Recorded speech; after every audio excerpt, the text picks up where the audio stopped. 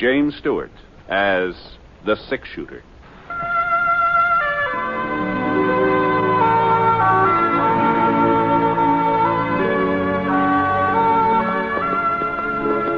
The man in the saddle is angular and long-legged. His skin is sun-dyed brown. The gun in his holster is gray steel and rainbow mother-of-pearl, its handle unmarked. People call them both the six-shooter. The NBC Radio Network presents James Stewart as the six-shooter, a transcribed series of radio dramas based on the life of Britt Ponset, the Texas plainsman who wandered through the Western Territories, leaving behind a trail of still-remembered legends.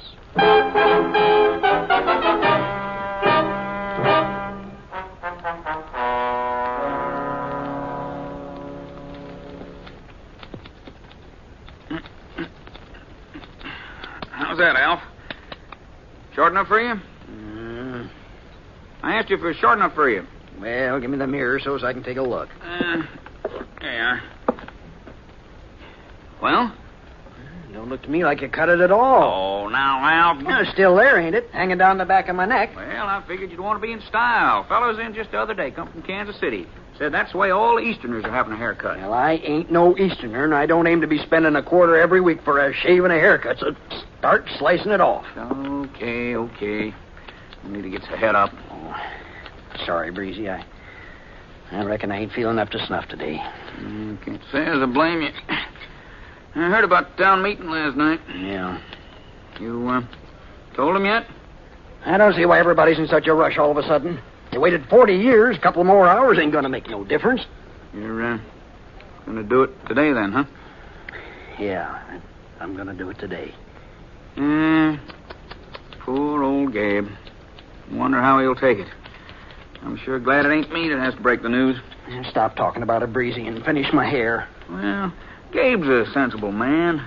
He's not gonna hold it again you, Alf, seeing as how the whole town's agreed. Well, the whole town don't know him like I do. I was here when he first come to Yellowcrest. I don't know if it wasn't for Gabe Starbuck, there wouldn't be Howdy, mister. Oh, you're next. It'll be a couple of minutes. Dodge City papers there if you'd like to read it while you're waiting. Thank you. Hi. Britt! Now, you sit still. Britt Ponset! Huh? Don't you remember me, Britt? Why, Alf Crandall? Alf? Oh, sure, I remember you. Well, what happened to your beard? Breezy here shaved it off 3 years ago. Oh, he did? Yeah. A couple of the boys paid him to do it while I was asleep in the chair. Is that so? I ain't never forgiven you for that, Breezy. You could have growed it back, Alf. Well, it wouldn't have been the same. Took me 25 years to get that stand of whiskers. Besides, once Maddie seen me without them, folks do say I look younger. Well, you look so young, I hardly recognize you. Well, what about you, Britt? How's the world been treating you? Oh, first rate. Just hit town. Yeah. I've been out on the Square Moon Ranch last month or so. I ran into a flock of sheep yesterday, and they gave me such a brotherly look, I decided it's high time I get a haircut. Be right pleased to take care of you, Mr. Ponset. There. That ought to be short enough, Alf. Well, feels like you got some of it off anyhow. Just let me give you a little brush. All right, there you go. Oh, thanks. Sit right down, Mr. Ponset. Well, what'll it be? Shave and a haircut? Haircut will do it. Well, you might as well have a shave, too, as long as you're here. I got the kettle on. The towels will be real hot. Why, you won't even feel the razor. No, I don't think No matter how good a man is at shaving himself, it's not the same as having a barber do it. Now, you take having a horse shod. You don't do that yourself unless it's an emergency. You go to an expert. Well, sir, it seems to me a man's face ought to be as important as his horse. Yes, but it seems to me that when a fellow wants to get a... All right, Brady. You can give me a shave, too. Yes, sir, Mr. Ponset. Yes, sir. I'll just trim some of this hair off while the water's warming up. You gonna be around town for a spell, Britt? Just overnight, Alf. I'm due back to Square Moon tomorrow. Well, I'd sure like to stay and chew the fat, but I'm due over to Gabe Starbuck's office. Oh, say, how is he? Gabe. Gee, I haven't seen hide nor tail of him. Must be over 4 years. Oh, that's right. You and him used to be real good friends, didn't you? Oh, we sure did. It was Gabe Starbuck gave me my first pony. Well, as a matter of fact, he's aging, Britt. He's He's aging fast. Oh, I'm sorry to hear that. He's not down sick, is he? No. No, Gabe wouldn't let himself get down no matter how he felt. Uh-huh. What's he up to nowadays? Same as ever. Well, you mean he's still sheriff? Yeah, he's still sheriff. At least he is today. Oh? The truth is, we had a meeting just last night. Decided the town's got to have a new sheriff. And that's what I'm going over to talk to Gabe about now. Uh-huh. You don't want it too short, do you, Mr. Ponset? Fellow's in from Kansas City the other day. Says back there folks ain't cutting their hair so short anymore. Well, you better trim it pretty close, Breezy. I may not be in a barbershop again for quite some time. Whatever you say. Appears to me people around here don't want to be in style. Nobody wants to get rid of old Gabe, Britt. But the town's changed. Well, we got near 700 people living here now. That many? Yeah, there's a new bank, too. Maybe you saw it. Yes, I did, yes. Not doing very good, though. Folks are afraid their money won't be safe. Oh, we haven't had any robberies, not for quite a spell. And as long as Gabe's sheriff, well, there's not much he could do to stop an outlaw if one did happen to come our way. You know, old Gabe being so old and all. Mm-hmm, yeah. Doggone it, Britt. We all realize that we owe him an awful lot. He cleaned up Yellowcrest. Made it possible for decent people to live here. Of course, that was 40 years ago. Things is a lot different now. We gotta have us a new sheriff, that's all. Mm-hmm. Does Gabe know you're planning on replacing him? No, he ain't told him yet, but can't put it off much longer. I see. It's gonna hurt him pretty bad, isn't it? Well, how would you feel if it was in your place? You give your life to a town, your whole life, and they say, we're sorry, but we gotta put you out to pasture. You're too old. Mm-hmm. Well, maybe if he was to have a deputy. Well, we talked about that. Town ain't rich enough to afford 2 salaries. Mm-hmm. Well, Gabe's got a good, sensible head on his shoulders. That's what I said, Mr. Ponset. That's just what I said. He probably won't like the idea of losing his job, not at first, but he'll see that you don't have much choice in the thing. Now, you just lean back. That's better. And be sure and tell me if this towel's too hot. Ooh. A little warm? I guess I can stand it. I'm real glad you don't think we're being too hard on Gabe, Britt. Say, that gives me an idea. Well, seeing as how you understand the predicament we're in, about Gabe, I mean, maybe you wouldn't mind sort of preparing him? No, wait, just a minute, Alf. Now, you're old friends. You said so yourself. It'll be different having the news come from you. No, it's none of my concern. Here's another towel, Mr. Ponset. Now, just lean back. You're going to be seeing him anyway, Britt. Now, all you have to do is kind of lead the conversation around to him retiring, lay the foundation, and then later on, when everything's getting... I won't do it, Al. I won't do it. Now, you're just wasting your breath. You just... How in thunder am I going to get this lather on, Mr. Ponset, if you keep moving around like that? I'm only asking you to talk to Gabe because, well, I'm apt to say the wrong thing. You know me, Britt, always putting my foot in my mouth. And I'll hold still. Now, Al, I tell you, you're not going to put... Out. Your own fault, Mr. Ponset. Now, I told you to keep quiet. Please, he's right. Just sort of take it easy, Britt, while I sort of explain what I had in mind. And then if you still aren't willing...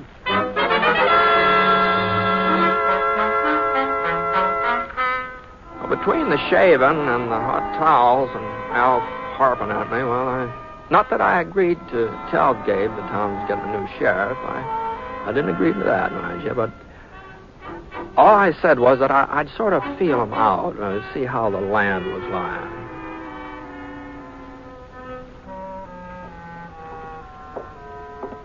Anyway, about 20 minutes later, I was coming along the boardwalk heading for Gabe's office. Huh. Well, it sure sounded like shooting to me.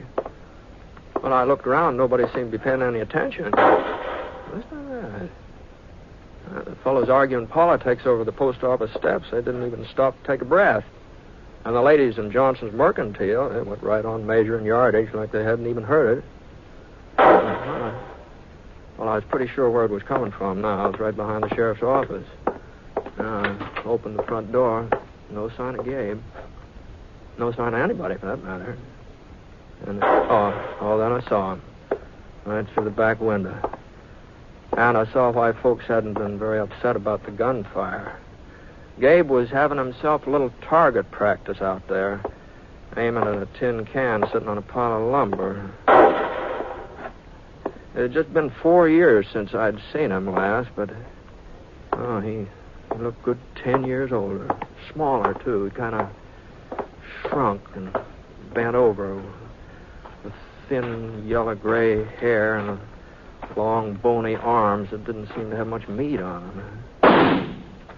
Yeah, he sure wasn't having much luck hitting that tin can, either. Hello, Gabe. Hmm? Who? No, it's Britt Ponset. I'll be doggone. Well, it's sure good to see you. Yeah, for a second there, I didn't recognize you. The sun got my eyes. I blinded me, the sun. Sure. How are you, Gabe? Well, never better. Never felt better in my life. Glad to hear it. Well, I was just doing a little shooting. Yeah, I saw you. Oh, not that I need any practice, you understand, Britt. But I was worried about one of my guns. I think it throws a little to the left. I say. Yeah, that's why I missed my last shot. I guess you saw me miss it. Oh, well, a man can't hit anything if his gun's not working. Yeah. Well, let's go inside where we can sit down and have us a talk. Fine. Yeah. Well, you're looking good, Britt. Real good. Oh, well, a little older, maybe. But I guess that happens to all of us, doesn't it? Oh, I don't know. Man's only as old as he feels. Uh-huh. Yeah. Just take that chair, Britt, over there. Oh, thanks. Yeah. I'll sit by the window here, where I can keep an eye out on the street. I was kind of surprised to hear that you're still sheriff, Gabe. Don't see why it should have surprised you. Well, you must be getting along, Gabe. Well, I'm 64, Britt. 64 last spring. Now, Gabe. Well, might be 65. The family never kept no records. But I ain't no older than that. No. Don't look no older. No. Do I? Oh, no. No. Huh.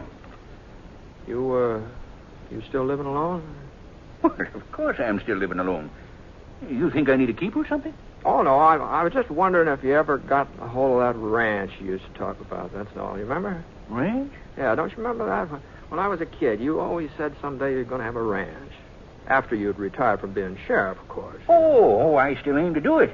When the time comes. Of course, there ain't no sense in thinking about it now. Oh? No. Yellowcrest is growing, Britt. Growing fast. That's when the town needs law and order the most. When it's busting its britches. And seeing as how I'm the only experienced lawman in these parts, well, it's my duty to stay on the job. I owe it to the folks here. Why, if I was even to think about retiring, well, they just wouldn't know what to do. They'd be plumb helpless. Well, I ain't got no choice, Britt. You know how it is. Sure, Gabe. I know.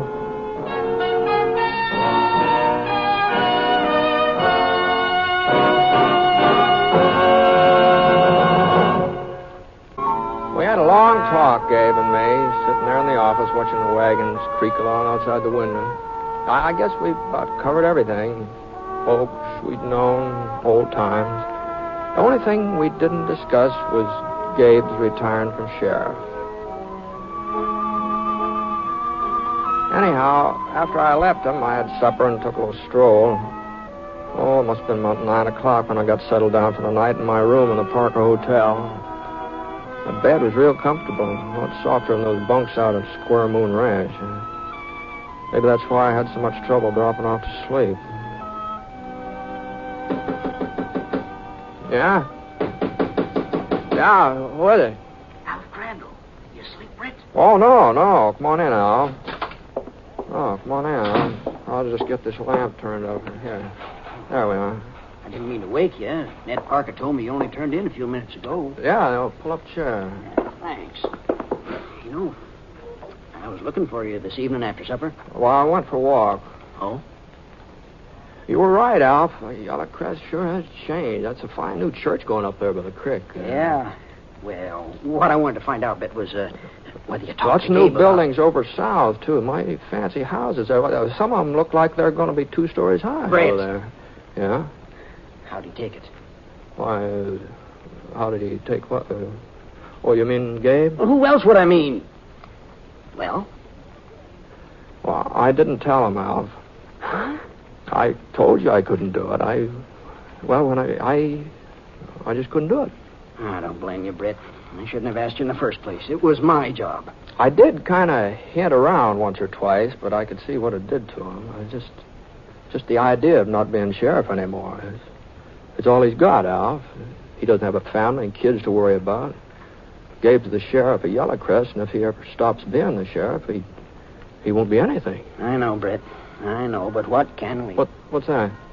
The alarm bell. Must be a fire, I reckon. There's Mark Fawcett running down the street there. He'll know. On his window. Stuck tighter. There. Mark! Mark, up here, Mark! What are they ringing the bell for? Somebody robbed the bank. The bank? We're meeting over at the sheriff's office. Well, I guess it was bound to happen sooner or later, Britt. Yeah. Hand me my pants, will you? The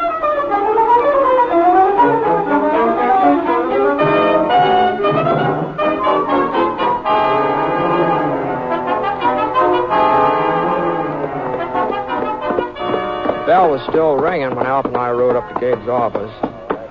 Everybody in town must have heard of it by now. There were 10 or 12 men standing around the streets, others coming up from all directions. Gabe was standing right by his horse, right in the middle of things, taking charge. Well, there wasn't much doubt about it. He was still sheriff of Yellowcrest. Britt, you boys know Britt Ponset, don't you? Yeah, what happened, Gabe? Well, it was just an accident. I seen him. An accident, pure and simple. They was riding out of the alley from behind the bank, giving the horses a spur.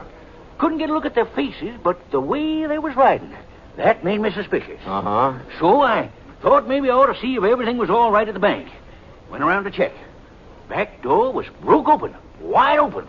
People scattered around inside. Jim Waterby's over there now trying to find out how much they took. Didn't try to follow them, the outlaws. Well, they was gone before I knew they was outlaws. Before I knew for certain, that is. But I seen which way they headed. East. That don't make sense, Gabe. They'd have to cross the Salt Flats if they went east. Sure they was. That's the way they went. Right toward the flats. Well, you must have been seeing things. Man, to be a fool to strike out that way. 200 miles without a water hole. Oh, I bet they turned off, went up in them hills. Well, I'm the one who seen them, ain't I? Yeah. $2,500, Gabe. That's what they stole. Oh, that's so, Jim. Sack of gold and a sack of currency. 2,500 as close as I can figure it. Well, boys, let's see if we can pick up the trail. Easy, Rusty, easy. They'll determine to chase them out onto them flats. Yeah, we want to catch them, don't we? If we do, we got to use our heads, Gabe. Men smart enough to rob that bank ain't going to take a chance on dying out there in that salt. They'd go for the hills. Mark is right, Gabe. You tell me I can't believe my own eyes. Well, it was pretty dark. Maybe you got confused. Maybe it looked like they was heading east. Now, we're only wasting time arguing with him. Let's go. I'm the sheriff of Yellowcrest. I'm running this posse, ain't I? Gabe, we're riding toward the ridge. All right. Come on, Rusty. Come on. Gabe! Hey, Gabe! You can't stop him, Britt. When he gets his mind set, nobody can stop him. Guess this just proves we was right about Gabe. He ain't up to the job of being sheriff no more. I guess you're right, sure. Okay, boys, I'll lead the way. Hey, come on, this, Britt. No, you got enough man without me. Search yourself. I watched them winding along toward the rise of the purple hills west of town. After a couple of minutes, the night swallowed them up, and the hoofbeats trickled off into silence. All right, Scar, come on. I turned Scar east. It wasn't like Gabe to be stubborn about something as important as a bank robbery. Oh, I'll grant you, it didn't seem very sensible for a couple of bandits to take off across the salt flats. And Gabe's eyesight wasn't what it had been once, of course, but I just couldn't believe he'd be dead wrong. Scar threw up his head when the smell of salt hit his nose. He sure didn't like the idea of walking out into it. Easy, boy, easy now. Easy now. We're not going very far. Come on. Come on now. Nothing but white as far as you could see. Stretched out taut like a cavalry blanket.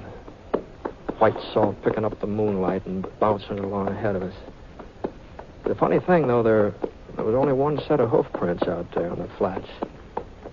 Well, about 10 minutes later, I spotted Gabe. Whoa, boy. Whoa. Whoa, boy. He wasn't riding very fast, so I slowed up. I figured it was just as well Gabe didn't see me. I didn't want him to think that I'd tagged along because I was worried about him, you know. And then the darndest thing happened. He swung his horse around and started backtracking. Here, boy, come on. I eased Scar over behind a couple of gray boulders so we'd be out of sight, and Gabe came right toward us. At first, I thought he knew where we were. Then he turned his horse again and walked him out in the salt. For a couple of minutes, I couldn't figure out what he was up to. It seemed to me like he was just wandering around, no purpose at all. And then the next thing that happened was even stranger yet. Gabe jerked his gun out of his holster and he began firing. And he wasn't aiming at anything. As far as I could see, he was just shooting up into the sky. Yeah, he left off 2 or 3 more shots and wheeled around and galloped past me on his way back to town. And I saw him reach in his saddlebags and bring out a couple of cloth sacks and hook them over his saddle horn. They were the kind of sacks banks used for carrying money. Well, there just wasn't any doubt about it now. The story of that bank robbery was something Gabe had made up out of whole cloth. Oh, somebody had broken into the bank, all right. Well, it wasn't an outlaw, though. It was Gabe. Well, I waited maybe 15 minutes. Then I heard the alarm bell start off again.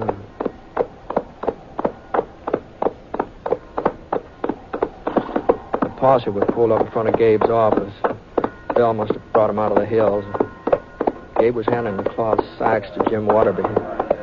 I pulled up just in time to hear the tail end of what he was saying. I ain't sure I hit him, you understand. This gun of mine's been thrown a bit to the left lately. But when I started shooting, they dropped these here bags and went galloping off. By the time I stopped to pick up the money, I reckon that's what's in them, well, them outlaws was just plumb out of sight. Yes, sir. I figured there wasn't much need of chasing them no further. Like as not, they'll never make it cross the salt anyway. Now, you did right, Gabe. Yeah. And it looks like it's all here. Every cent. Hey, Britt, you hear what happened?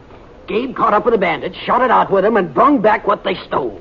Did he? Yeah. That don't seem possible. Them having a head start and all. Well, you know Rusty when I give him his head. Well, maybe the bandits was lost. Maybe they didn't know about them flats. Yeah, I reckon they didn't. I reckon that's it. If they knew where the bank was, they'd know about that salt. That's right. What are you getting at, Mark? I don't know. There's something funny about this. There's 2 of them, you said, huh? Yeah, that's right. 2 of them against you? Well, what's so funny about that? Many's the time I shot it out with more than 2 men. Let's ride out there, boys, and have a look around. Well, whatever you say, Mark. Sure. Hold on a minute. I think maybe I can save you a trip. Huh? The fact is, I was following Gabe. I followed him right out on the flats. What? Oh, I know you didn't see me, Gabe. I was behind you, but I could see you just plain as day. Now, Britt, you gotta let me... You mean you seen the gunfight, too? Listen to me, Britt, listen to me. Was he telling the truth, Britt? Yeah, that's right, was it? Well, I'll tell you one thing. I never saw a fight like that before, not in my whole life. Great. What about the bandits, Britt? You get a chance to recognize them? No, I'm afraid it didn't. Didn't stick around, eh? Once Gabe started shooting? No, Well, as a matter of fact, when Gabe was through shooting, well, it was like they hadn't even been there. No. I'll be darned. Mm-hmm. That's what it was, all right. Just like they hadn't been there at all.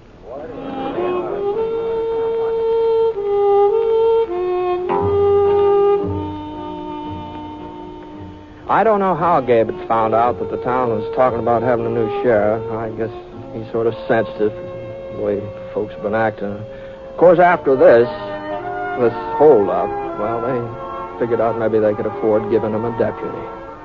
Jim Waterby, that's the banker. He put up part of the money, and then they didn't have much trouble raising the rest. I had a little talk with Gabe just before I left town. We didn't mention that night out on the flats, neither one of us. But he did give me his word that the next time there's any trouble, well, he'd let his deputy do a good share of the taking care of it. But the way things worked out, though, there haven't been any more robberies in Yellow Crest. Not one single solitary robbery. They say it's because of Sheriff Gabe. Outlaws just don't want to tangle with him. They all must have heard about what happened that time. A couple of them tried to hold up the Yellow Crest Bank.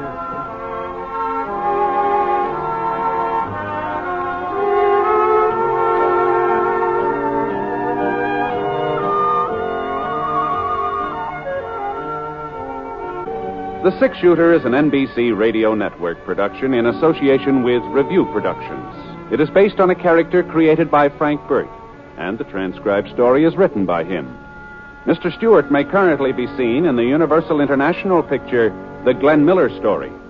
Others in the cast were Herb Vigran, John Stevenson, Lamont Johnson, Dal McKinnon, and Old Gabe was played by Bill Johnstone.